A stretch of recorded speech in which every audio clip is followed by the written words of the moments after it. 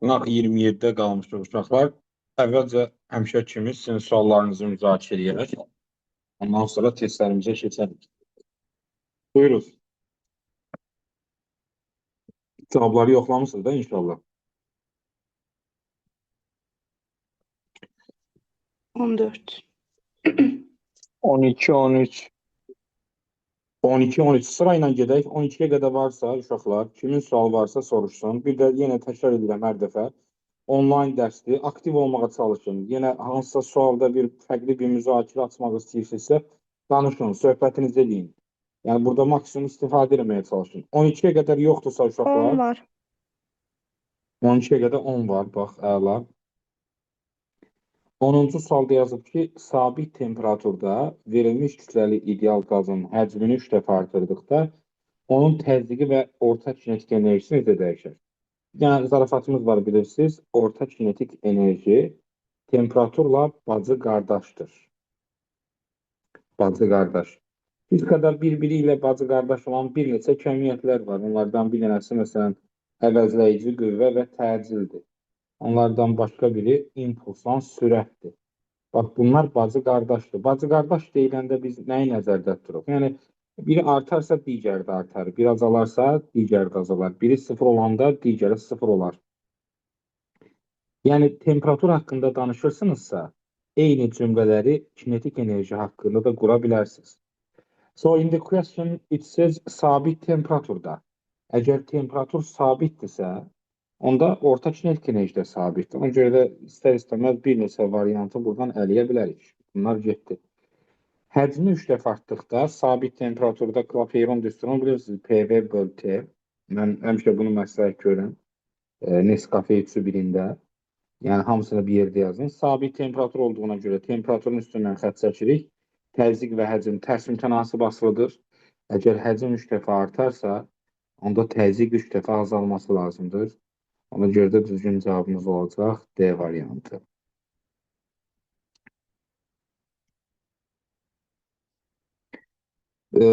Ondan sonra necə demişdik Müəllim. uşaqlar? 12. Dayan buxarda orta kinetik enerjinin temperaturdan asılılığı necədir? Qrafik qura bilirik. Eyni. Temperatur, yenə deyirəm, orta kinetik enerji və temperatur mövzudan asılı olmayaraq. Olan buxarda da, ideal qazda da hamısında eynidir. Bəli, orta kinetik enerji. Kəskin yoxdur. Necə? Kəskin artır deyir deyə artanda. Napordur da o. Bildim müəllim. Napordur. Salam. Yeni qoşulanlar, salam hər birinizə. Sınaqdan suallara baxırıq. 10-cu suala baxdıq. Sonra neçə dediniz? 12. 12-ci sualı soruşan dostlarımız var idi. Yazıb ki, mayenin səthinin kənar uzunluğunu 2 dəfə artırdıqda səthi gərilmə əmsalı necə dəyişir? Səthi gərilmə əmsalı sigma hərfi ilə işarə olunur. Sigma bərabərdir F bölünsün L. Və təəssüflər olsun ki, mexaniki gərginliklə qarışdırılır. Baxın uşaqlar, bu iki düsturu yanınızda bir vərəq varsa bir yerə qeyd edin. Biri mexaniki gərginlikdir. Mexaniki gərginlik. Digəri isə səthi gərilmə əmsalıdır. Bax, sualın adında çəkilən. Deyəsiniz ki, mənim yaxşı qarışdırmadıq, bəs necə həll edək? Səthi gərilmə əmsalının sözə baxanda, bu ifadəyə baxanda, burada əmsal sözü var. Əmsal sözü varsa, orada bilirsiniz ki, düsturdakı şeylərdən asılı olmur. Məsələn, sərtlik əmsalı da belədir, xatırlayın. F bərabərdir K vur X. Sərtlik əmsalı F-dən və ya X-dən asılı deyildir. Ona görə də burada səthi gərilmə əmsalı sizin bu uzunluğunuz, yəni uzunluğu artırsanız və ya azaltsanız, qüvvəni artırsanız, azaltsanız, səthi gərilmə əmsalına dəxli yoxdur. Ona görə səthi gərilmə əmsalı dəyişməz. Amma mexaniki gərginlik sözün özündə də, bu ifadənin özündə də fikir verirsiniz, əmsal söz yoxdur. Məsələn, orada qüvvəni artırsanız, mexaniki gərginlik artır və ya sahəni artırsanız, mexaniki gərginlik azalır. Bu iki kəmiyyəti bir-birinə qarışdırmırıq. Səthi gərilmə əmsalının vahidi ilə sərtlik əmsalının vahidi ilə eynidir. Newton bölünsün metrdir. Amma mexaniki gərginliyin vahidi Paskaldır. Başa düşdünüz? Bəli. Əla, növbəti sual. 13-də qalıb mənim. 13-cü sual qalıbsa, 13-ə baxaq uşaqlar. Burada yazıb ki, elektrik sahəsinin intensivliklərini müqayisə edin deyə bir sual var. Bunu da nə ilə qarışdırırlar? Şagirdlər çox vaxt deyir ki, müəllim, mənfi yük olanda tərsinə deyildi. Yox, deyildi uşaqlar. Mənfi yük olanda tərsinə deyildi. İntensivlik sahəni xarakterizə edən, yəni oradakı sahədəki qüvvəni xarakterizə edən kəmiyyətdir. Ona görə də intensivlik sizin internetinizə oxşuyur. Mütərizdə yazıram, internet, hətta başlanğıc bir neçə hərfi də eynidir. İnternet nə əlaqə? Siz modemdən uzaqlaşanda internetiniz nə qalacaqdır? Zəifləyəcək. İnternetiniz zəifləyəcəkdir. Bunun nənəndən də soruşsan evdə, böyük ehtimal TikToka girən nənələr var da indi. Onlardan soruşsanız biləcəklər. Modemdən uzaqlaşanda internet zəifləyir. Ona görə də burada müsbət və ya mənfi yük olmasının heç bir önəmi yoxdur. İntensivlik sahənin qüvvə xarakteristikasıdır. Ona görə uzaqlaşanda azalır. Baxırıq bura 1 ilə 2 eyni məsafədədir bir çevrənin üstündə. Ona görə 1 ilə 2 bərabər olacaq. 3 isə daha yaxındadır. Ona görə də 3-dən daha kiçik olacaqlar uşaqlar. Düzgün cavab olacaq C variantı. Mənfi olanda, yəni siz cümləni bitirin, sonra sualınızı unutmayın. Mənfi olanda bəzən uşaqlar deyir, mənim tərsim olmurdu, onu da deyim, potensial var. Elektrik sahəsinin potensialı sualı olanda, orada mənfiyə, müsbətə baxmağa ehtiyac var. Yəni, bu sual potensialla bağlı olsaydı, belə yazardınız onda. Fi1 ilə Fi2 bərabərdir, böyükdür Fi3-dən. Çünki potensial skalyar kəmiyyətdir. Skalyar biraz riyaziyyat anlamında. Yəni, mənfi olaraq bir şeyin böyük olması, məsələn, mənfi 4, mənfi 10. Hansı böyükdür? -4. Mənfi 4 daha böyükdür. Ona görə də mənfi olaraq bir şeyin böyük olması əslində onun kiçik olması demək. Yəni, potensialda olsaydı, o variantı seçmək olardı. Buyurun. Elə müəllim, mən də bunu soruşacaqdım, fərqini. Potensial, intensiv. Bəli, potensialla xahiş olunur, intensivliyi qarışdırmayaq. Potensial yazmışam bura, skalyardır, intensivlik isə vektor. Onsuz da bu arada aramızda qalsın, heç kimə deməyin, onsuz da YouTube-da paylaşın. Yəni, intensivlik Y bərabərdir, K fikir vermişsiniz, düstura. K2 böl R kvadratıdır. Düstur sənə bilsən nə deyir?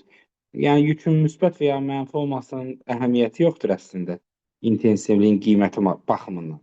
Yəni, qiymət baxımından önəmi yoxdur. Amma if you are talking about the potential, K2 bölünsün R-dir. K2 bölürdü, burada modul yoxdur. Yəni, potensial üçün yükün müsbət və ya mənfi olmasının bir əhəmiyyəti vardır. Sonra 4. 14-cü suala gəldik. 14-cü sualda yazıb ki, şəkildəki sxemdə K açarını qapasaq, C3 kondensatorunun yükü və gərginliyi necə dəyişir? Bu tipli, səhv eləmirəmsə, əvvəlki sınaqların birində də buna oxşayan bir sual tipi var idi. İndi K açarını qapasaq deyirsə, hal-hazırda K açarı açıqdır. Yəni, yuxarıda bir yük yığılması müşahidə olmayacaq. İndi bu gərginlikdən hər birinə nə qədər düşəcək? U bölü 2. Buna da U bölü 2, buna da U bölü 2.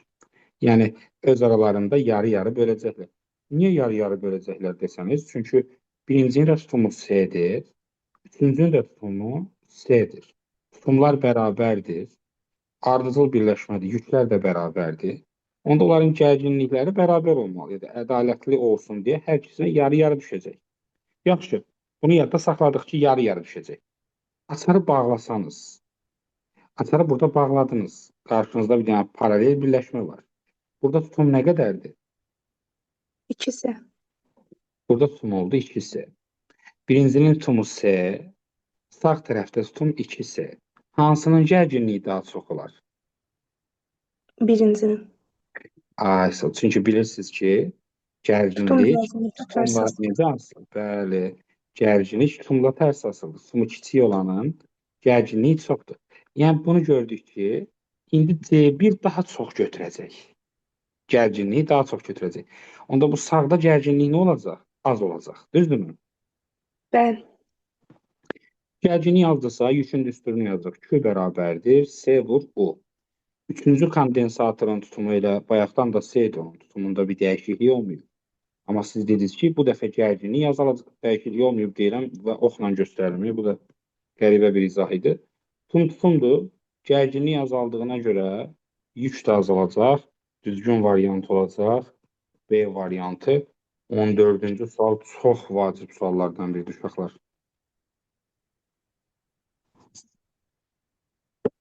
Müəllim, Yəni mən bu başda yüklə yazmağa çalışdım. Ona görə cavab alınmamış. Bəli, bu formalı müəllim, suallar. mən bu tip suallarda başlanğıcı necə başlayım dəqiq bilmirəm. Yəni kondensatorları birinci müqayisə edeyim U ilə Mən bu sonra. əslində ən gözəl variantı yenə tam olaraq xatırlamıram əslində. Deyəsən Nuray sizin yadınıza gələr bəlkə. Bundan əvvəlki sınaqda mı idi? Bəli, Demişdim ki, yazmış. əgər Bəli, bundan əvvəlki sınaqda oxşar var. oxşarı var idi. Yəni deyirəm də çünki yanlış xatırlamaq da biraz şey olur. Uşaqlar bəzən deyir ki, müəllim basıb bağlayırsınız. Əslində düz deyil.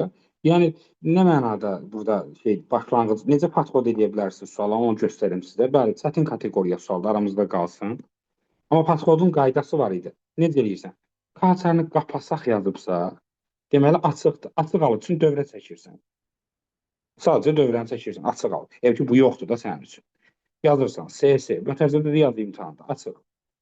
İndi sənə deyir ki, qapa. Yuxarıdakını qapıyırsan. Amma indi çəkəndə birinci zaten yenə S-dir, ikincini belə çək. 2S. Yəni paraleli ayrı-ayrı çəkmədə bitişik çəkə bilərsən də, düzdürmü? Bu da olur qapalı. Düz çəkdim, baxın görək. Bəli. Etiraz olan varsa desin. Bəli. İndi sən burada nə görürsən? Bayaq gərginlik bunların arasında bərabər bölünürdü. U bölü 2, U bölü 2 bölün. Amma burada bir görürsən, birincinin tutumu azdır. Tutumu az olanın gərginliyi böyük olacaq. Digərin gərginliyi kiçik. Yəni bayaq yarısını götürürdü, indi yarısından azını götürür. Bildiniz? Yəni demək ki, gərginlik azalıb burada. Əgər gərginlik azalıbsa, so that means yük də azalıb.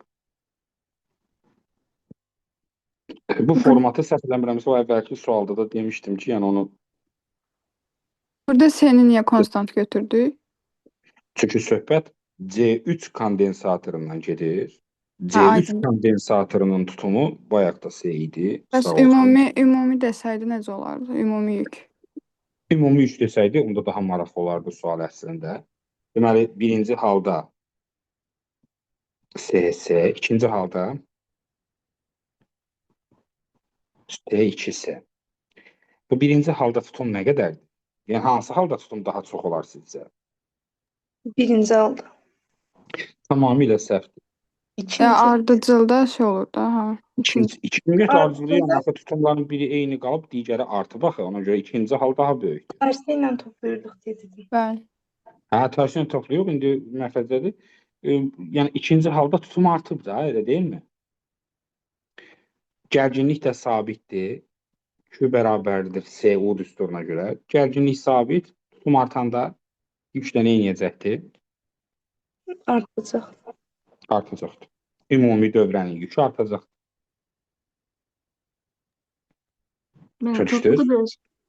Topluda belə sual var idi. Kondensatorun köhnə arasında elektrik vardı, cəryan keçmirdi. Ona tər olurdu bəs. Kondensatorun köhnə arasında elektrik var, cəryan keçmirdi. Belə bir sual var cəryan işte.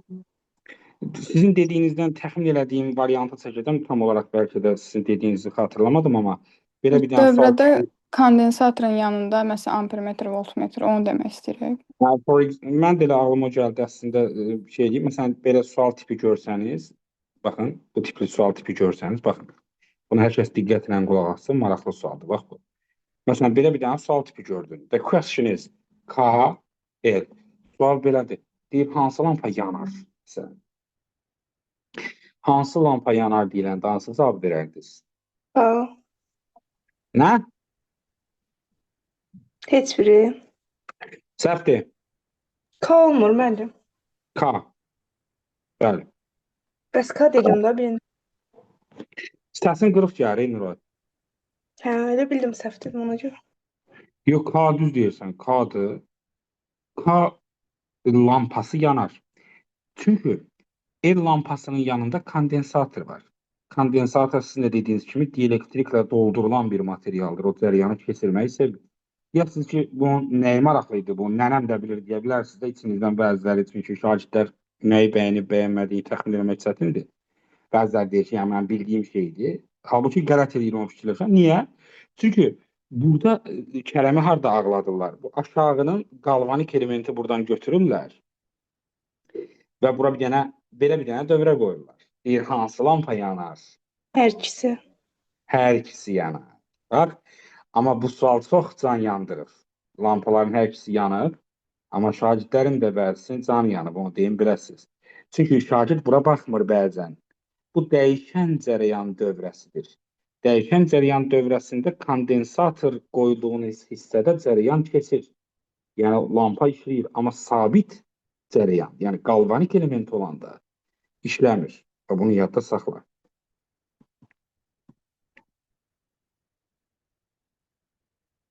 Next, please.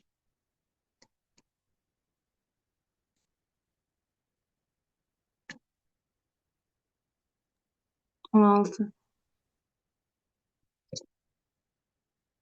16-cı suala gəldi uşaqlar. Yazıb ki, termistor qızdırılarsa, voltmetrin, ampermetrin göstərişi necə dəyişir? Dairəyə alıram, evdə mütləqliyinə baxın. Termistor yarım keçiricidir. Termistoru qızdıranda müqavimət azalır. Yanında qeyd eləsəz yaxşı olar. Müqavimət azalanda dövrədəki cərəyan şiddəti nə edəcəkdir? Artacaq. Artacaqdır. Bu arada aramızda qalsın, bir elektrik dövrəsində bu işarəni görürsünüz. Bu hansı cihazdır? Qalvanik element. Əgər qalvanik element görürsünüzsə, yazdığınız düsturda epsilon olmalıdır. Yəni, yazdığın düsturda epsilon olmalıdır. Müqavimət azalırsa, cərəyan şiddəti artacaq. İndi gərginliyə gəlirəm. Gərginliyin düsturu nədir? U bərabərdir. Epsilon çıxılsın, I vur R. Cərəyan şiddəti artmışdır. Əgər cərəyan şiddəti artarsa, gərginlik nə edəcəkdir? Azalacaq. Azalacaqdır. Bax, dairəyə almışam sualı. Vacib suallardan biridir və aramızda qalsın. Bəzi şagirdlər bu sualları düz işləyir bu arada. Görmüşəm mən elə şagirdlər. Yəni, nətər cavabı düz tapır. Deyir ki, termistor qızdıranda müəllim, müqavimət azalır. Müqavimət deyir azalanda gərginlik də azalır. Müqavimət azalanda cərəyan şiddəti artır deyir, cavabı düz çıxardıram da, nə istəyirsiniz? Olmaz. Açıq tipli suallarda, situasiyada falan çıxsa, qaydası budur. Çünki sənin yazdığın düsturda nə olmalıdır? Epsilon. Deməli, uşaqlar, hər şeyə diqqət edirsiniz imtahanda. Bu qalvanik elementi görən kimi qıraqda epsilonu qeyd elə. Və burada artıq səhv eləmə ehtimal. İstəyirsən açıq sual gəlsin, istəyirsən qapalı sual gəlsin. Hamısını düz yazın. Mən burada cavab C çıxıb ama. C yazmışdılar. Yazmışam. Ha. Hə, dəstək alırıq şagirdlərdən, dediyim kimi. Yəni, belə variantlarınız onsuz da fərqli olanda sizinlə birgə müzakirə edirik. Sıxıntı Mənim, yoxdur. yəni şeydir də, burada ümumi, voltmetr ümumi dövrəyə aiddir də, ona görə dəyişmir. Cavab o səhvdir deyirəm. Mən səhv yazmışam. Cavab azalacaq. Cavabı Ha, A aydın. variantı olacaq. Aydın. Ha, Dəyişmir. bildim. Dedim axı, yəni ki, qalvanik element varsa bu düsturlar istifadə edəcək. Bəli, mən də Hə. elə götürmüşəm ki, dəyişməz amma belə yazanda dəyişir. Bəli, qalvanik element. Bax, qırağa bu sözü qeyd eləyin də. Normaldır, çaşmağınız yenə deyirəm. Heç bir problem yoxdur. Təbii ki, çaşacaqsan. Çaşmasaydın müəllim olardın. Bu da pislikdir, müəllimlər də çaşır. Yəni, insanıq da, hamımızın səhvləri var. Amma bu məqsədimiz o səhvləri minimuma indirməkdir. So, you have to note that galvanic element olduqda yaz bir yerə. Epsilonlu bu ifadəni ancaq fizika hazırlığına gedənlər anlaya bilər. Orada burada göstərməyin də bunu şagirdlər. Galvanik element epsilonlu düstur yazılmalıdır. Müəllim, bəs bu dövrə hissəsi üçün olsaydı nə olardı? Dövrə hissəsinin olsaydı, orada uşaqların da dediyi kimi gərginlik dəyişməyəcək. Məsələn, bunu gəl dövrə hissəsini eləyək. Gəl bunu dövrə hissəsini eləyək. Hazır yazdınız, bunlar qeyd elədiniz. Yəni, məsələn, bu sual belə olsaydı, Raul, termistor, sən yazır, U bərabərdir, konstant, düzdür? Adamın sanki zəif nöqtəsini bilirlərmiş kimi də yazırlar. Məsələn, U bərabərdir, konstant yazıb aşağıda. Bu o deməkdir ki, dövrənin ümumi gərginliyi sabitdir. Ona görə də voltmetrin göstərişi dəyişməz. Nuranın yazdığı olardı onda. Bildinmi? Amma bu cəryan şiddəti ilə bağlı danışmaq olar. İndi qızdıranda müqavimət azaldı, cəryan şiddəti artacaqdır, amma gərginlik dəyişməyəcək. Anladım müəllim. Bəli, bunu bir Sualdakı tərəfə fərq nə idi ki, orada dəyişdi? Qalvanik elementə görə dedik də. Bəli, fərq Hə, buradadır. bildim. Bax, bu iki fərqi, zaten dedim qeyd eləyin, bu iki fərqi öyrənəcəksən. Bir qalvanik element, yəni bura epsilon yazın, bir də U. U olanda kef elə. U olanda zaten U özüdür də. Amma epsilon U demək deyil. Ona görə də sənin yazdığın düsturda epsilon iştirak eləməlidir.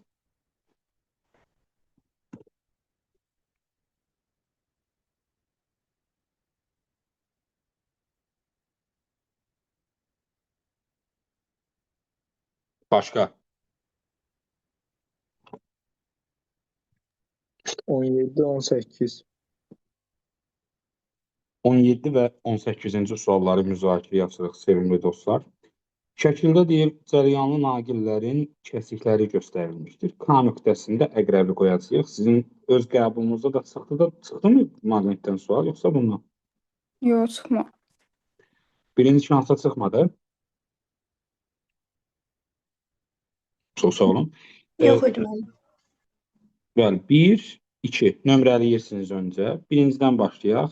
Birinci nöqtədir. Nöqtə olanda saat əqrəbi idi, yoxsa əksi idi? Əksi. Bilməyənlər varsa, mütləq bir yerə qeyd eləsin. Bax, nöqtə olanda, nöqtəli, yəni naqil veriləndə, yaratdığı maqnit sahəsi saat əqrəbiyin əksidir. Saat əqrəbiyin əksidirsə, K nöqtəsində onun istiqaməti olacaq, yuxarı doğru. Birinci belədir, düzdürmü? Salam müəllim. Salam. İkincini çəkirik. İkinci çevrəmizi. Bu x-dir. X olanda saat əqrəbidir, yoxsa əksidir?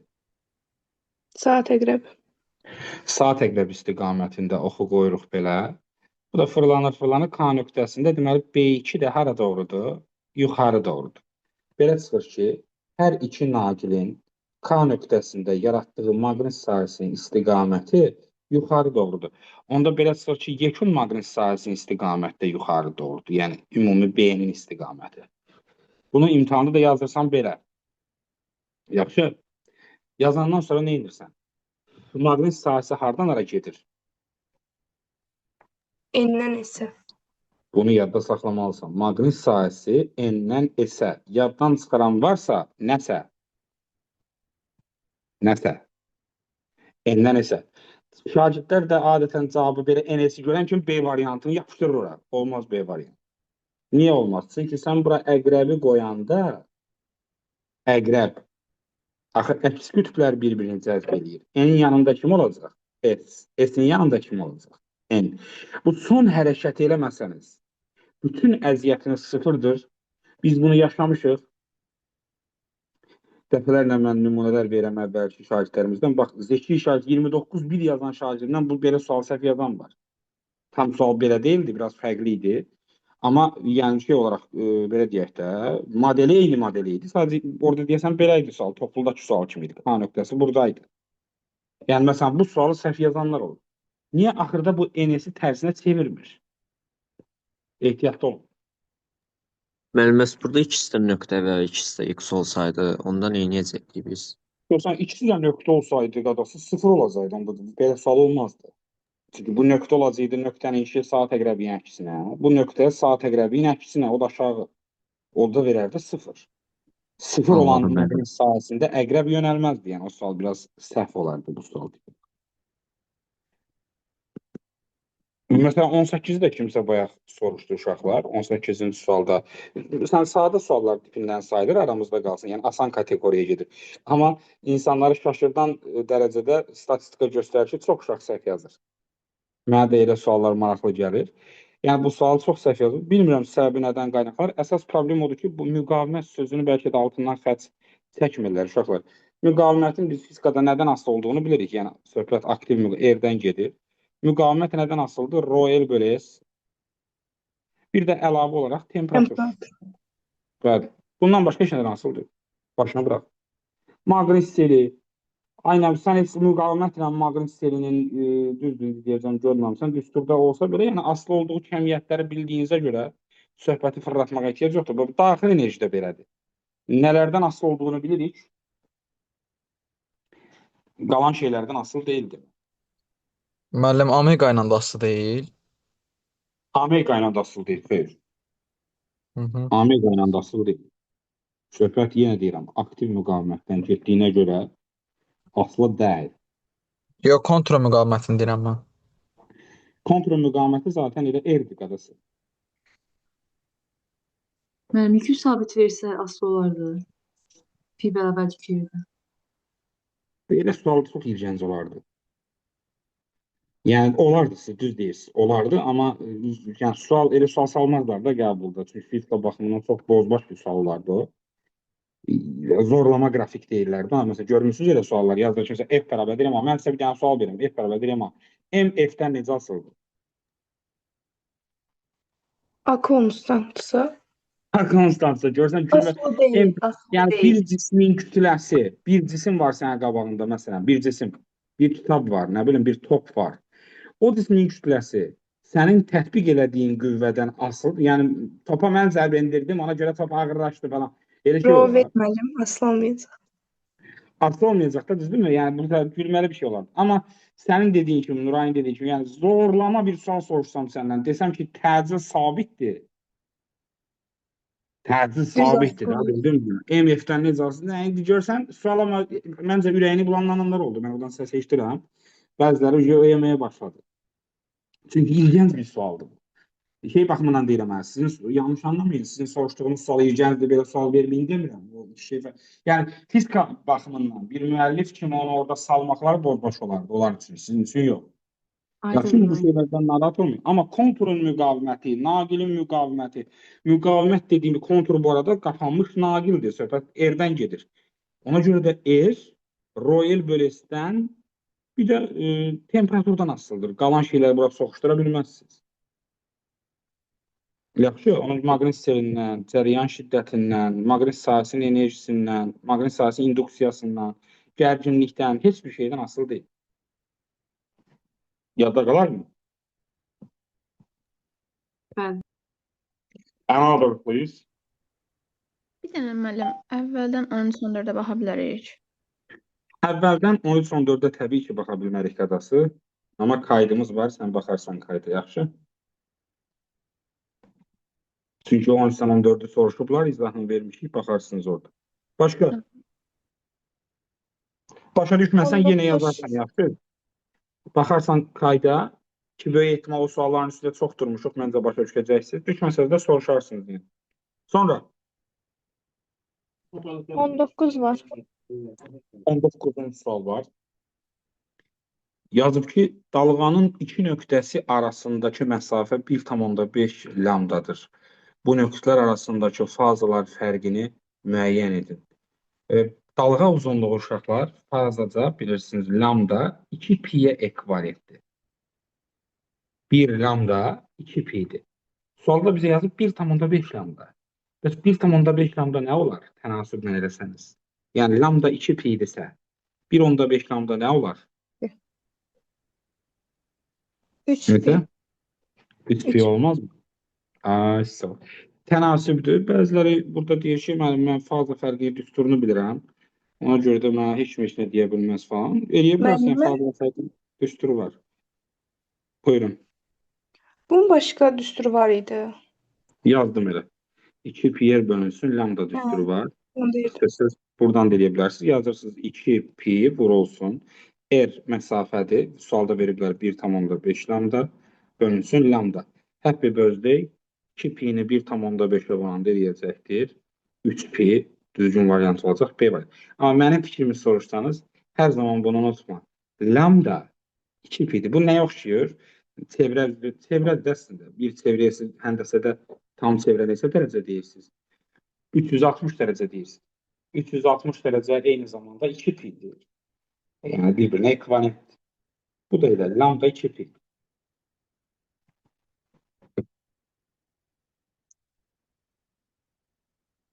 Başqa sual. 20 var. 20-ci sual haqqında çox məşhur bir atalar sözü var. Deyir ki, elektrik və maqnit sahələrinin enerjiləri bir-birinə bərabər olanda amplitud qiymətdən kök altda 2 dəfə az olur uşaqlar. Yəni, I bərabərdir, I bölçəkdə 2. Yerə qeyd edə bilərsiniz. Elektrik və maqnit yazılan bura bərabər olduqda qiymət, yəni hər hansı bir kəmiyyətin qiyməti X, amplitud qiymətdən kök altda 2 dəfə nə olur? Az olur. İndi bu tənliyə əsasən sizcə amplitud qiyməti neçədir? 50. 50-dir. 50 bölünsün kökdə 2. O da bərabərdir. Qoşmasına vursaq 50 kökdə 2 bölü 2. O da bərabərdir 25 kökdə 2 Y variantı. Əgər qısa qeyd olaraq, yəni açıq sualda çıxarsa, bunu belə bu formada yazmaq olmayacaq təbii ki.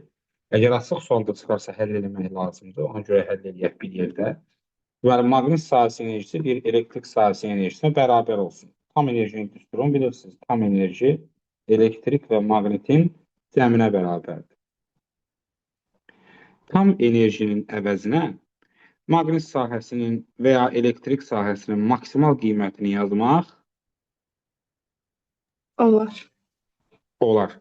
Tam enerjinin yerinə yazıram maqnitin maksı, heç kim mənə heç nə deyə bilməz. Çünki maqnit maksı olanda elektrik sıfır olur, bərabərdir. Deyir ki, maqnit sahəsinin enerjisi elektrik sahəsinin enerjisinə bərabər olsun. Onda elektrikin yerinə də W maqnit yazıram. 2 dənə W maqnit eləməzmi? Belə bir ifadə alınır. Maqnitin maksimalı Li max kvadrat bölü 2-dir. Maqnitin ani qiyməti Li kvadratı bölü 2-dir. 2-lər ixtisar gedər, L'lər ixtisar gedər. I də bərabər olar. İm bölünsün kök altında 2. İstəyən varsa bir yerə qeyd eləyə bilər ki, hardan gəlir bu Android. Müəllim, bir də zəhmət olmasa o maqnit sahəsi, bir də elektrik sahəsi başqa hallar olur deyə T bərabərdir, məsələn, T bölü 4. Onu izah edə bilərsiniz. Bəli, xatırladım onu. Bunu qeyd elədirsə. Deməli, belə deyək də, rəqs konturunda qısaca xatırlayaq. Rəqs konturu nə idi? Rəqs konturu bir tərəfdə kondensator var idi, bir tərəfdə isə sarğac var idi. Rəqs konturunda kondensator elektrik səbətini təmsil edirdi, sarğac isə maqnit səbətini təmsil edirdi. Buna öz aramızda xatırlayırsınızsa, quş, bir də fiş səbətlər demişdik. Təzə qatılanlardan bilməyən varsa, mövzunun izah linkini qrupa ata bilərəm. Keçən dəfə də demişdim şagirdlər. Hər hansı bir mövzunun izahını istəyirsinizsə, private linklər var da. Yəni mənim YouTube kanalımda olmayan dərslər, hansı ki özəl linklər, sadəcə linki göndərdiklərini aça bildiyi mövzular var. Ehtiyacınız olan bir şey varsa, izləmək istəyirsinizsə, mənə yazın, mən onu göndərəcəm sizə, yaxşı? Yəni burada bu mövzunun izahı var geniş şəkildə. Amma qısaca deyim ki, burada 2 dənə səbətimiz var idi. Biri quş, biri fiş.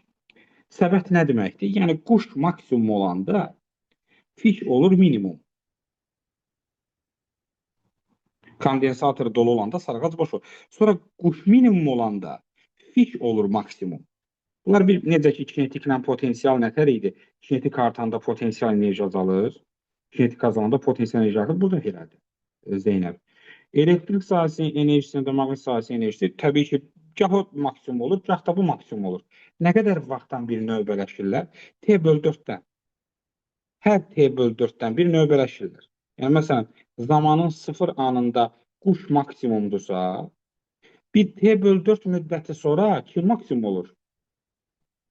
Fiş maksimum olur. Bir dənə də T bölü 4 keçir Zeynəb. Yəni T bölü 2-yə gəlirik. Onda yenə quş maksimum olur. Bir dənə də T bölü 4, yəni nəyə gəlirik? 3T bölü 4-ə. Yenə fiş maksimum. Bax, belə növbələşirlər. Amma elə anlar var ki,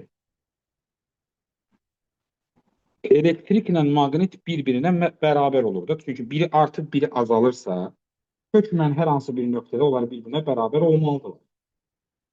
Düzdür? Elektriklə maqnitin qiymətlərinin bir-birinə bərabər olduğu zaman anları periyodun 8-də biri və ya 3T bölü 8, 5T bölü 8, 7T bölü 8. Baxın, bu hamısı elektriklə maqnitin bir-birinə bərabər olduğu zaman anlarıdır. Yəni çox sağ olun müəllim. Buyuruz, bəli. Mövzunu mütləq təkrarlayaq Zeynəb. Sonra 21, 22. 21-ci suala gəlirik, sevimli insanlar. Deməli, 21-ci sualda yazıb ki, ampermetrin göstərişini hesablayın.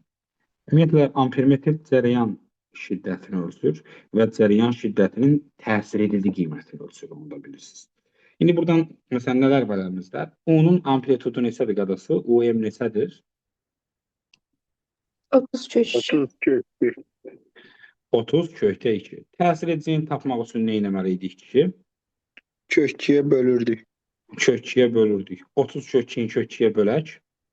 30. Əla, gərginliyi tapdım 30. Amma mənə deyir ki, ampermetrin göstərir. Yəni, cərəyan şiddətini istəyir. Cərəyan şiddətini düsturu, gərginlik bölünsün, müqavimətdir. Dövrədə əgər bir sıra belə müqavimətlər varsa, o dövrənin ümumi müqavimətini Z-lə göstəririk. Z-in tapılma qaydasını da bilirsinizsə, Z bərabər idi kök altında R-in kvadratı üstə gəldi. XL çıxılsın XC-nin kvadratı. XL 12-dir. 12-dən 4-ü çıxanda 8. 8. R nə qədərdir? 6. 6. Bərabərdir kök altında 6-nın kvadratı üstə gəl. Onu da bundan çıxdı zaten. 8. Yəni 6 ilə 8-də Pifaqor. Neçə verər bu? 10. 10. 10. Onda bərabərdir. Gərginlik 30-dur. Müqavimət tapdıq 10. Bərabər olacaq 3-ə.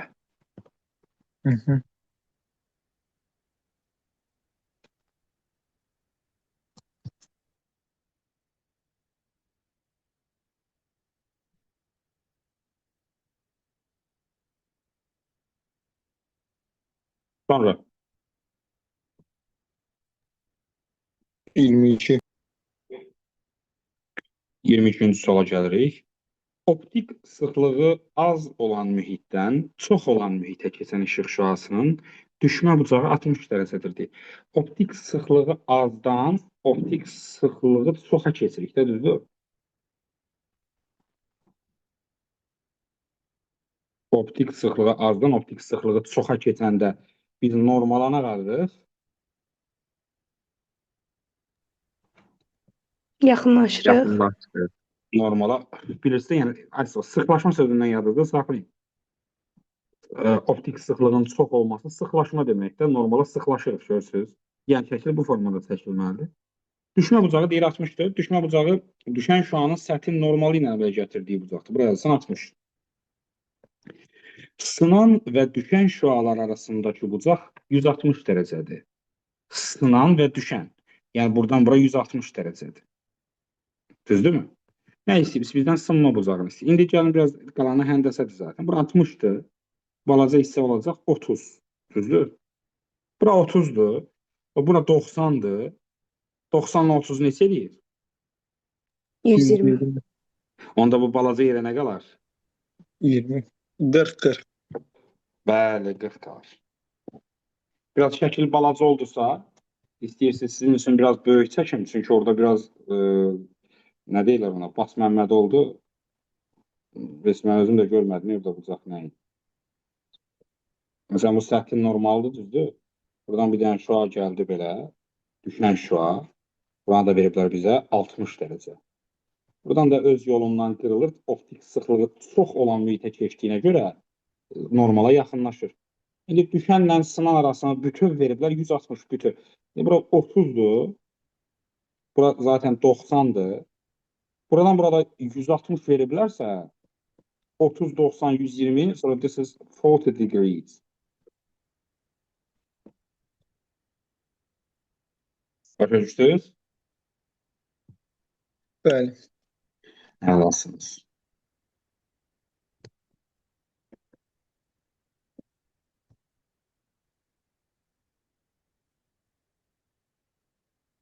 Buyurun dostlar.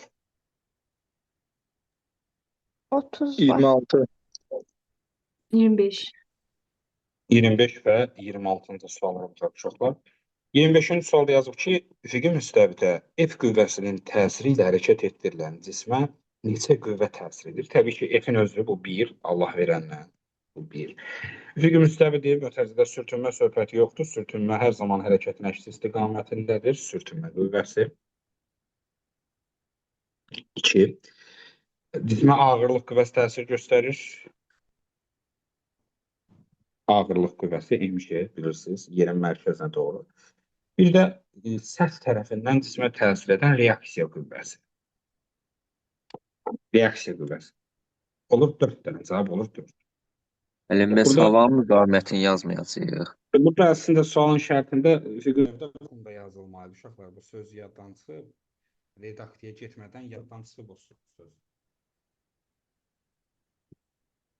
Bildiniz? O redaksiyaya getmədən o söz unudulub orada. Onu gördüm. Problem yox yəni. Bu da görməzdən gəl. Bəzən burada çəkini deyirlər. Çəki niyə sayılmır sizcə burada qüvvələr içərisində? Çünki çəki cismin təsiridir. Yəni cisim dayağa təsir edir. Bəli, çəki cismə tətbiq olunmur.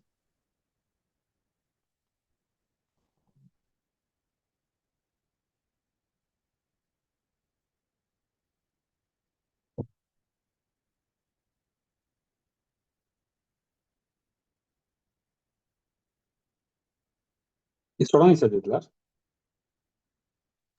26. 26-cı sual. 26-cı sualda yazıb ki, qızdırıcıdan aldığı istilik miqdarı soyuducuya verdiyi istilik miqdarından 4 dəfə böyük olarsa faydalı iş əmsalını hesablayın. Qızdırıcıdan aldığı istilik miqdarı soyuducuya verilən istilik miqdarından 4 dəfə böyük. Onda bilirsiniz də Q1 nədir? Qızdırıcıdan aldığı istilik miqdarı. Qızdırıcı bəs Q2 nədir? Soyuducuya verdiyi. Üstü nədir tanım? Q1 minus Q2 bölünsün Q1 vurulsun 100%. Getdik. Eta bərabər. Q1-in yerinə yazıram. 4 Q2 Çıxılsın. Q2 bölünsün 4 Q3. Vurulsun 100. O da 70. bərabərdir. 3 Q2 böl 4 Q2 vur 100. O da bərabər 75 olur.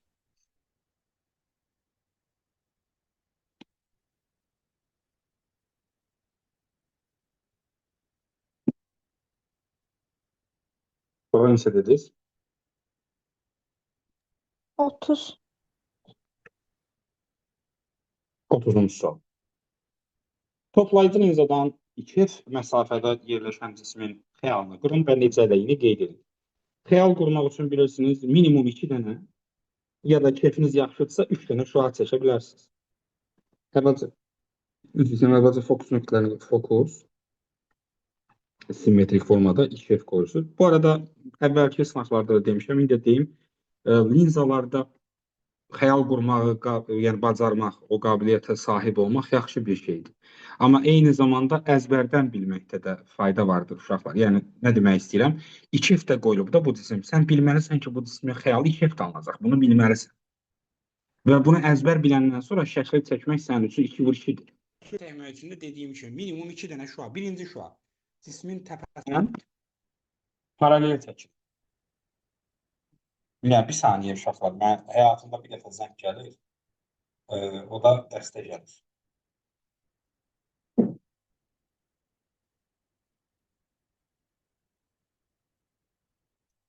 Deməli, cismin təpə nöqtəsindən bir dənə paralel şüa çəkirsiniz.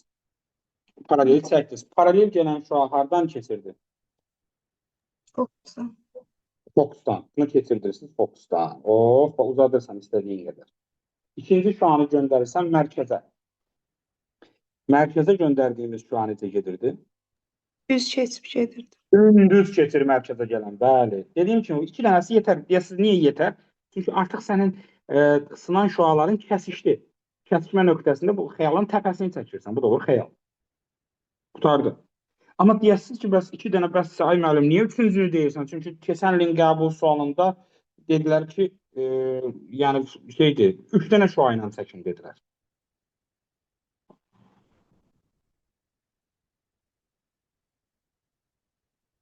Fokusdan göndərirsiniz. Fokusdan keçən isə hardan gedir? Paralel gedir. Bəli, bu üç dənə şüanı evdə də yanınızda vərəq varsa dediyim kimi, bunları mütləq özünüz də çəkməyə çalışın, əlinizi öyrəşsin. Xəyalın necəliyi demək, bax bu sualda bir necəlik üç dənə kriterdir. Üç şeyin cavabını verməlisən. Bu xəyalın ölçüsü necədir? Bu xəyal tərsinədir, yoxsa düzünədir? Və sonuncu olaraq da bu xəyal həqiqidir, yoxsa mövhumidir? Bax, bir xəyalın necəliyi bu üç dənə kriterlə cavablandırılmalıdır. So, let's begin with the ölçü. Ölçü olaraq sizcə bu cismin xəyalı daha böyük yoxsa daha kiçikdir? Eyni Gözü ölçülüdür. boyutu. Eyni ölçülüdür. Bu xəyal düzünədir yoxsa çevrilmiş tərsinədir? Tərsinə. Tərsinədir. Bu xəyal həqiqidir yoxsa mövhumidir? Həqiqi. Əla.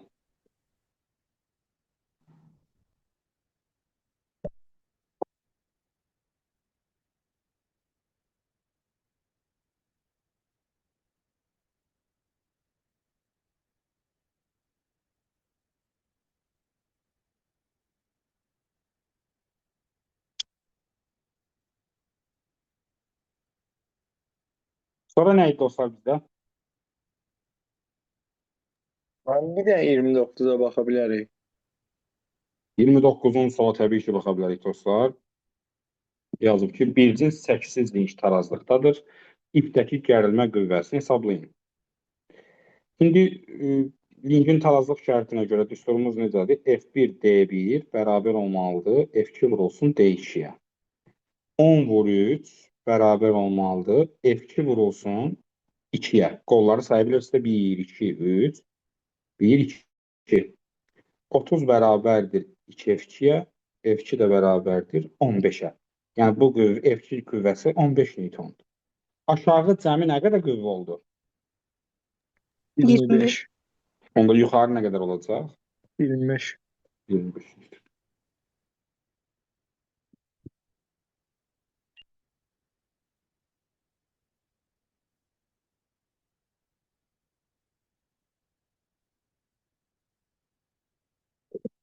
Mən bu tip suallarda nə vaxt ağırlıq qüvvəsi nəzərə alır, çəkisi nəzərə alınanda MJ-nin Bəli. Bəli. Sualın şərtində linkin çəkisi nəzərə alınmır yazmayıbsa, nəzərə almaq lazımdır. Bu sualın şərtində çəkisiz link yazmışdı. Ona görə də çəkini nəzərə almağa ehtiyac yoxdur. Buyurun. Buradan. Elastiklik qüvvəsindən 7. Elastiklikdə 7 Nuray bir neçə dəfə danışmışdıq yadındadırsa. MJ Elastiklik və MJ olmur müəllim. bəli, yəni yaylardan cisim asılanda uşaqlar elastiklik qüvvəsi ağırlıq qüvvəsinə bərabər, yəni MJ-yə. Məsələn, birinci cisimin MJ-si nə qədərdir? 2 MJ. İkincisi nə qədərdir? MJ. Onda cavab nədir? F2 B. bərabərdir 2F1. Cavab olur C var. F2 B Mən sizi olmur. yoxlayırdım. Mən sizi yoxlayırdım dostlar. Yəni arada bir yoxlayıram ki, görək oyaqsınız, dərsə qulaq asırsınız, yoxsa yox. Və cavab Hı-hı. fərqli idi, ona görə soruşdum ki, bəlkə başqa bir şey var. Çıxışda gözləyərsən də Nuray zəhmət olmasa. Mən indi burada davam eləmək istəmirəm. Və buyurun. Burada müəllim X verilsəydi necə eləyəcəyik? Yəni ümumiyyətlə. Bəli, X verirsə indi o da mükəmməl bir sualdır həqiqətən. X verirsə tək-tək tətbiq edir. Deməli, F bərabərdir KX-də düzdür. 2MJ bərabərdir 2KX1 birincisi. Düz yazdım. Bəli. İkincisini deyin. MC bərabərdir KX ilə. X2. Şimdi zaten bu x'ler x'ler gelir görsən. Eyni şey alınır. X1 beraber X2. Çok Bəli. maraqlı olan da sual. Ama qüvvə soruşanda ILP bu yani qüvvə soruşanda kütləyə baxmamız yeterli. Bəs müəllim, burada indi kütlə verilib Ya də, bir- kütlə verilməsəydi, biz F-i necə götürərdik, X-i necə götürərdik? Kütlə verilməsəydi bu sualı affedersiniz ama işləyənməzdiniz. Kütlə verilməsə, mesela kütlə vermeyeyim. Bir işlə bu sual. Hə. İşlə görək. Heç Nəyəsə- yerdən işləyənmirsən. Hə, bəli. Heç yerdən işləyən. Çünki X, yəni elastikliyi müqayisə eləmək istəyirsən, K haqqında məlumat var. Amma X yoxdur. Olmaz müəllim orada. Nə? Olmaz. Nə olmaz? 0. Yox, kütlə elə yox, deyir ki, yəni kütlə hatta cisim var, amma kütləsini verməyiblər. Sıfır nə? O kütlə asmayanda sıfır. Kütlə yox. Hə, kütlə deyir yox. kütlə yük var, amma kütləsini verməyiblər anlamında soruşur yəqin ki. Heç kütlə verilməyən, o birisi nə oxşuyur? Ərazi var, üstündə heç nə yoxdur. Hesablayın falan, yəni qəribə suallardır. Başqa? 6. 6-cı sual soruşanlar var uşaqlar. Dayağın reaksiya qüvvəsi bilirsiniz. Cismin çəkisinə bərabərdir. Maye müstəvi üzərində çəki mc cos alfadır. 12 kiloqram vur 10. Kosinus alfa bilənlər bilir. Bitişik katetin hipotenuza nisbətidir. 80 bölünsün 100. Qalanı bir eləyər. 96 eləyir bu. Bəli. Qı. 8. 8-ci sual soruşanlar var respublikamızda. Dartı qüvvələrinin modullarını deyir hesabı. İndi bu xüsusi bir hal, yəni birinci hal bilirsiniz ki, burada F1'dir, dartan qüvvə zaten problem yoxdur. Amma müəyyən bucağı olanda uşaqlar, biz onun xatırlayın X komponentini, yəni burada dartan kimdir? Y komponentidir F'in, yoxsa X komponentidir? X komponent. Of course X komponent. Ona görə də biz burada F2-ni X komponent tapıda kosinus vururlar da. Yevlax toylarında belə bir ifadə var ki, əgər üfüqi komponent hesablayırsınızsa, onda you have to multiply it by cosine. Yəni şeydə belə deyirlər. F1 bərabərdir F2 vurulsun kosinus alfa. İndi kosinus nəsə sonra F1 bərabərdir F2 vurulsun 0,8-ə. F1-in F2-yə nisbəti 0,8-ə bərabər olacaq. Düzgün cavab olacaq. D variantı.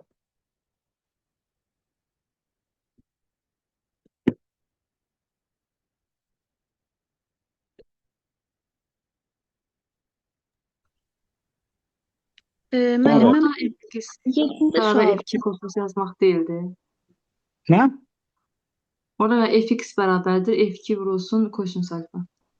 Bəli, bəli. Halal. Məsələn, F1-ni yazdınız müəllim. F1 bərabər F2 vurulsun kosinus alfa.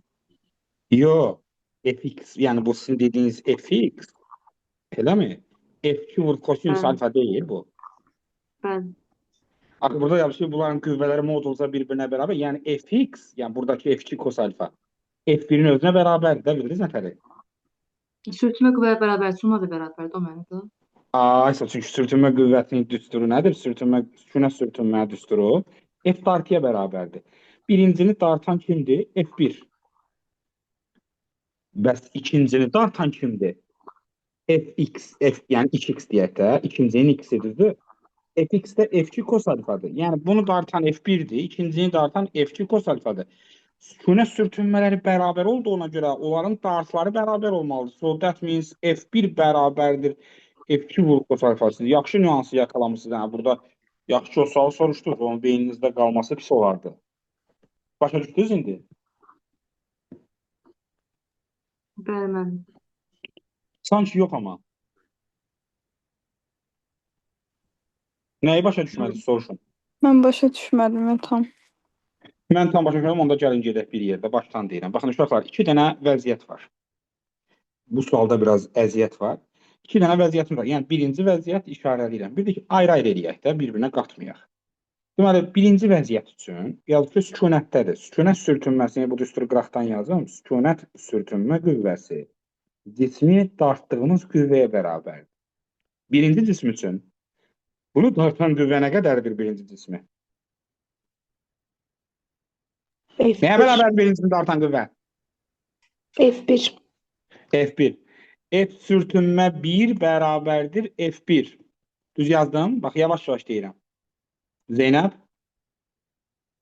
Bəli, bəli. Əla. F sürtünmə 1 bərabərdir F1. Çünki birinci cisim sükunətdədir.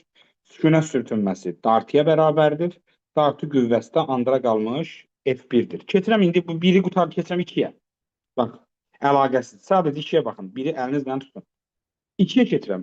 2-də də sükunətdədir yazıb zaten. Hər ikisi sükunətdədir. Sükunət sürtünməsinin düsturu burada da ödəməlidir. Dartıya bərabər olmalıdır. Aması var. Axı burada müəyyən bucaq var.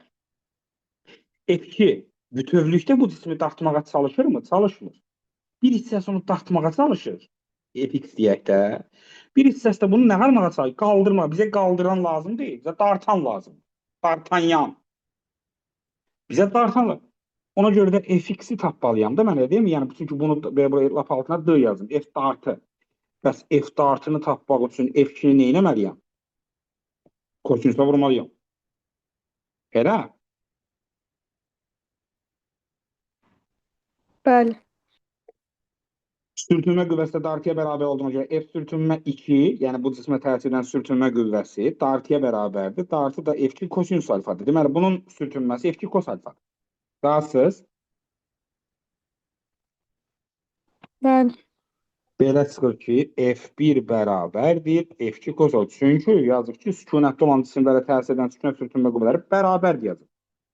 Birincidən F1 tapdıq, ikincidən F2 kos alfa tapdıq. Mən də bunları birbirine bərabər elədim. Qələt edim.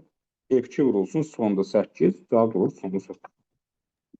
Müəllim, bəs ikinci nüqli komponenti elə bil ki, onun MGS-ini azaltmır. Yəni dayağın reaksiya qüvvəsini azaltmır. O da dayağın reaksiya qüvvəsini elə bil eyni vuranda müyə sükunət sürtünmə vermirdi. Oradan dəxli yoxdur. Suallardır sənə verdiyin sual, amma sükunətdə dəxli yoxdur. Sükunətin düsturu dar, sən dediyin sürüşmənin düsturudur müəyyən. Bildim. Yəni sürüşmə olsaydı, bəli, tamamilə gözəl suallardır. Amma sükunətdə dəxli yoxdur. Sükunətin bir dənə şərti var. Kim yuxarı qaldırır, aşağı salır, onun önəmi yox. Kim dartır, nə qədər dartır. Bildin nə demək istədim? Yəni sən nəyə oxşuyur o? Məsələn, sən o ortaya masa qoymuşuq, sən bu formada dartırsan və mənə deyirsən ki, mən bunu dartamıram. Sən bu qiyməti artırırsan, bizim umurumuzda deyil sənin qiymətin nə qədər. Bildin nə demək? Çünki bizim maraqlandıran sən o nə qədər üfüqə çəkirsən. Ona görə də məsələn əşyanı belə yuxarı qaldırmağa, o masanı sən nə qədər qüvvə ilə yuxarı qaldırmağa çalış, denən ki, əziyyət çəkirəm olmayacaq da. Çünki məqsədimiz yuxarı qaldırmaq deyil. Məqsədimiz üfüqi istiqamətdə hərəkət etdirmək. Another, please.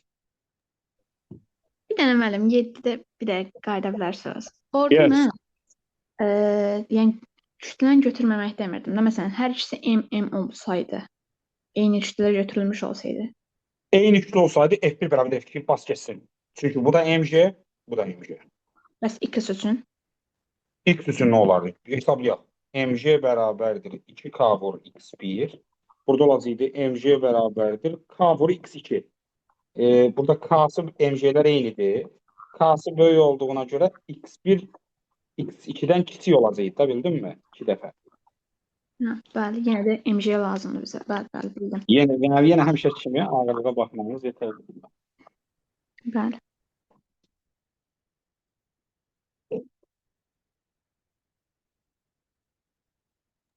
Dört. Necə?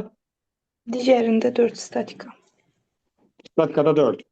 Yəni burada 12-yə baxarsınız. Burada 12 var. M2 M4'üm olan eyni avto qüvvəsini hərəkət etməyə çalışır. Təsirini sükunət sürtünməsi. İndi biraz əvvəl danışdıq. Maraqlıdır əslində. Sükunət sürtünməsi nəyə bərabər? Dartıya. F dartıya. Bütünün də dartısı bərabərdirsə, bütünün də sükunəti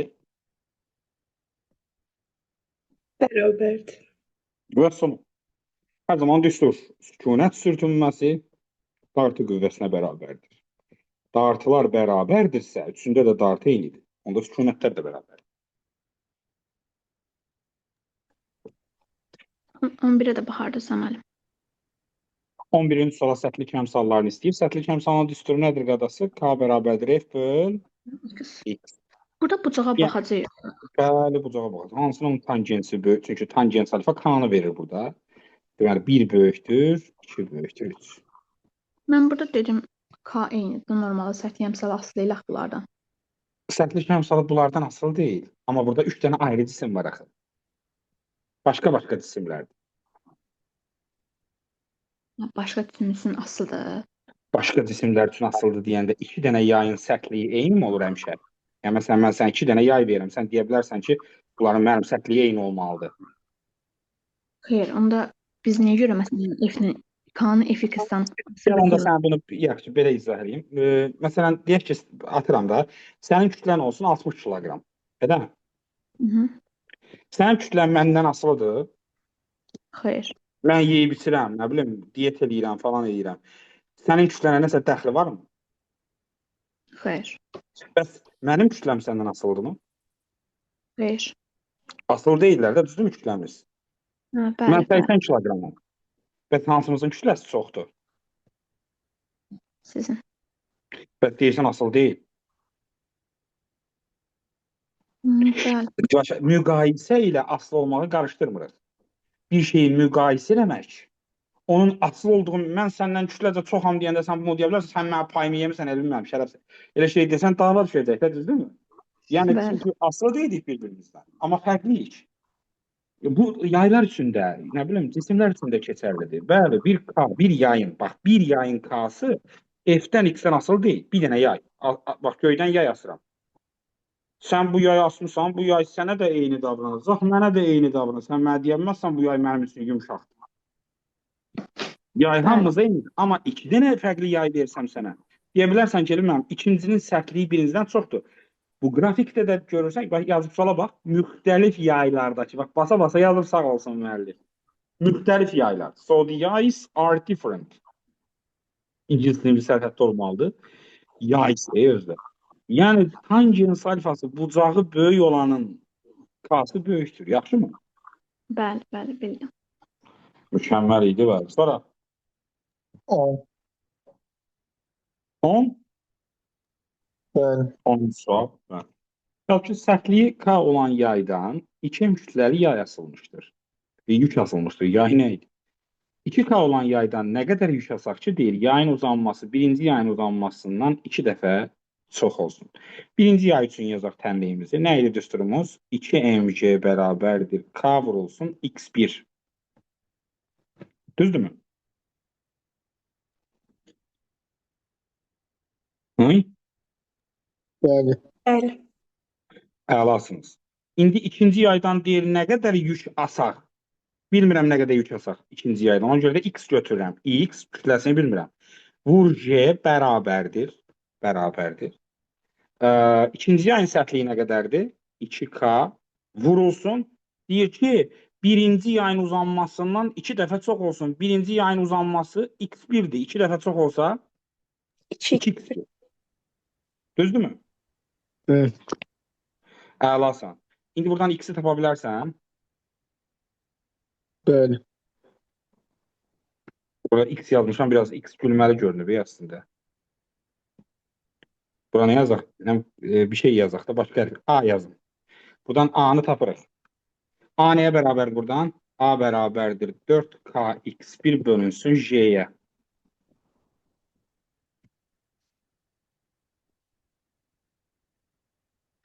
Kx1'in yerinə nə yazıram? 2mc. 4 vurulsun 2mc.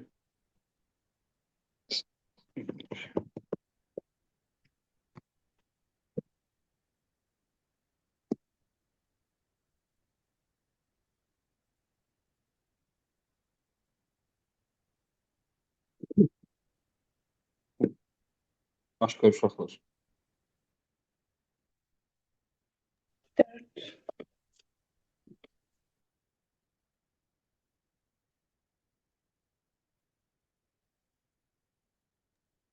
Statikada 3 var. Necə? O birisi bölmədə 3. O birisi bölmədə 3. Kütləsi 3 kiloqram olan çubuğun tarazlıqda olduğunu bilərək dayağın reaksiya qüvvəsini hesablayın. Və burada kütləsi 3 kiloqram olan çubuq deyir. Çubuğun kütləsini düz ortadan götürməliyik və neçə kiloqramdır? 3 kiloqram, yəni 30 newton. İndi 30-un qolu neçədir? 1, 1. F-in qolu neçədir? 3, 3. F vurulsun 3 bərabərdir 30 vurulsun 1-ə. F də bərabərdir neçəyə? 10, 10 newton. reaksiya qüvvəsini istəyirdim mənim. Mən sizi yoxlayırdım. Reaksiya qüvvəsini istəyir. F 10 newtondur, elə? Kütlə neçə kiloqram idi? 30 Newton. 30 newton. 30 aşağıdır, bəs yuxarı nə qədər olmalıdır? 30, Onda dayağın reaksiya qüvvəsi nə qədərdir? 20 Newton. 20 newton.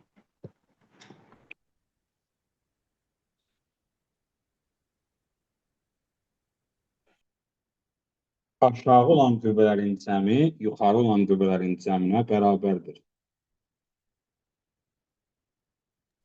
4-ə də baxa bilərik.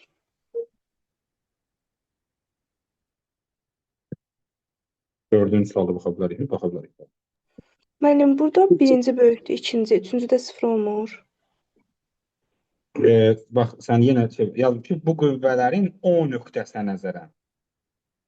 Hə, birinci böyükdür, ikinci o da böyükdür, üçüncüdən. Ay, sağ ol. Çünki O nöqtəsinə nəzərən baxanda, bax, hamısının qolu var. Hamısının qolu var. Heç biri O nöqtəsindən keçmir uzantısı. Ona görə üçünə də momenti var. Bəli, mən mərkəz götürmüşdüm ona görə. Səhv cavab. Mərkəzi götürmüsən. Bəli, ona görə 3-0 olurdu.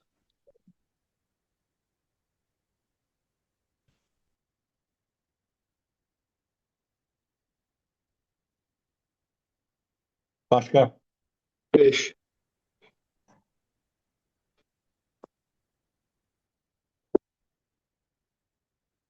Beşinci sual.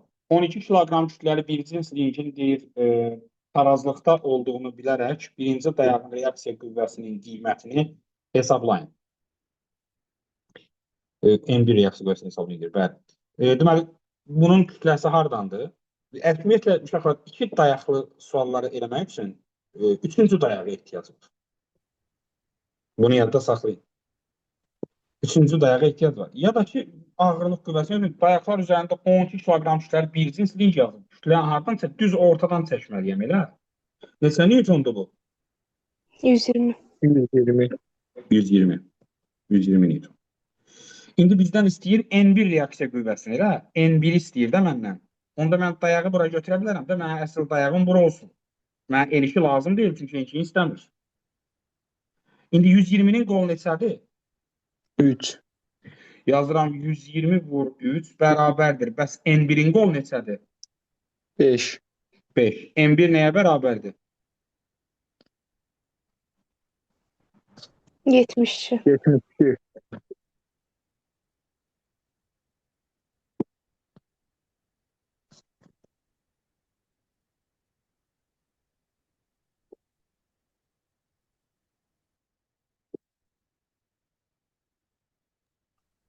Onda burada müəllim bizdən da ikisi də lazım olmayacaq da həmişə elə şərt verirlər ki, birindən istifadə edəcəklər. Yəni, məsələn, deyək ki, səndən desəydi ki, N2-ni də tap. Nə qaracaqdın orada? Ölərdik də, onda 72 verdik 120-dən çıxardıq da. Necə? Yox, hə, 120-dən çıxard, indi 120-dən çıxardıq. Yəni, birbaşa deyirəm, N2-ni istəsəydi. M1 məsələn, onda M1-i dayaq götürəcəkdin. Bəli. Bəli, ya da ki, 120-dən çıxıb, ikisini də istəyirsə, çıxıb yazmaq var. 6 var. 6-cı sual var. Qaldıran F qüvvəsinin qiyməti. Bilirsiniz ki, tərpənən blok qüvvədə 2 dəfə qazanc verir. P/2. Aşağı yuxarı hərəkətdə çəkini düsturunu bilirsiniz. mg plus A bölünsün 2 bərabərdir. 5 vurulsun 10 plus 2 bölü 2. 30 Newton.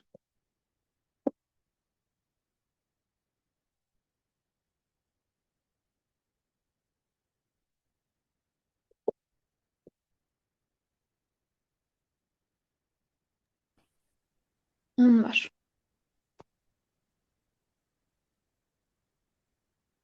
10-cu sualda uşaqlar buna bilirsiniz, Respublikada ip sayma deyirlər. İpləri saymalısınız. Hardan saymalısınız ipləri? Bu tərpənən blokun düz yuxarısında belə bir dənə xətt çəkin öz üçün.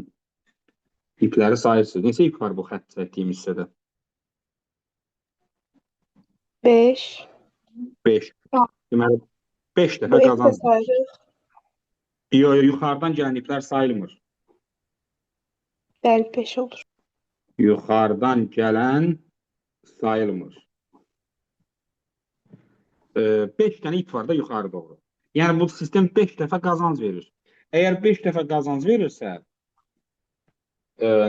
məsafədə 5 dəfə itirməlidir. Düzdürmü?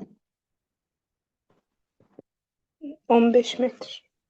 15 metr olur. Yükü 3 metr qaldırırsan, 5 vur 3.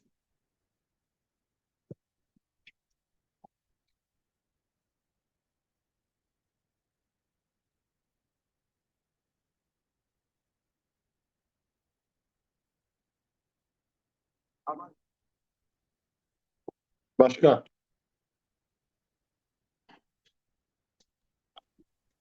14. 14-cü suala gəldik uşaqlar. Şəkildə deyir göstərilən çəkisiz çubuq dayaq üzərində tarazlıqdadır. Dayağın reaksiya qüvvəsi 30 Newton olarsa, cismin kütləsini kiloqram ilə hesablayın. Əvvəla bunu deyək ki, yuxarıya doğru 30 Newton qüvvə varsa, aşağı doğru da nə qədər qüvvə olmalıdır? 30. 30. Yəni F ilə mg'nin cəmi 30-a bərabər olmalıdır. Bunlar razısınız? Bəli. Bu bir. Bu birinci tənlik. İkinci tənlik. Adi Lynch qaydası. İndi mg'nin qolu neçədir? 2. F'in qolu neçədir? 4. Mg vur 2 bərabərdir. F vur 4-ə. 2 ilə ixtisar getsə, onda mg bərabərdir nəyə? 2F. 2F-ə. F'in yerinə nə yaza bilərəm onda? MJ yenə yazaq da 2F. Bildimi? Kütləsini istəyir axı. Hə, MJ bölü 2. F'in yerinə mg bölü 2 yazın. Mg bölü 2 üstə gəl mg bərabərdir 30. Sistemdən istədiyin edə bilərsən burada. Kef elədi zaten qalanında. Amma yəni olacaq bu 1,5 mg, J'də 10'dur. 15 m bərabərdir 30'a. M də bərabərdir 2'yə.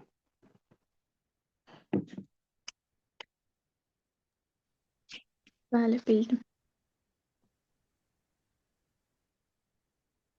Bir də 15-də ikinciyə baxardıq.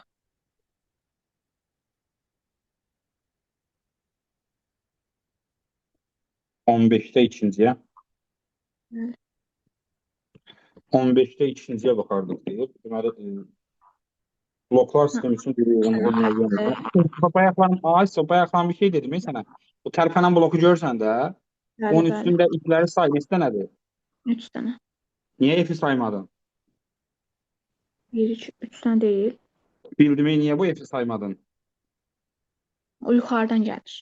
Ay, sağ ol. Amma məsələn, burada aşağıdan gəlir. Görsən, aşağıdan gələn sayılır. Bəli. Məsələn, üçüncüyə bax. Yuxarıdan Oradan. gələn sayılmır. 2 dənə. Yadda qalar. Bəli, bəli. Ayaqlarsınız. Çox sağ olun dostlar. Hər birinizə təşəkkürümüzü bildirərək studiyamızdan ayrılırıq. Can sağlığı uzunömür.com. Sağ olun müəllim. Sağ olun müəllim. Sağ olun dostlar. Sağ olun Özünüzə yaxşı müəllim. baxın. Çox Sağ olun müəllim. Sağ olun. Çox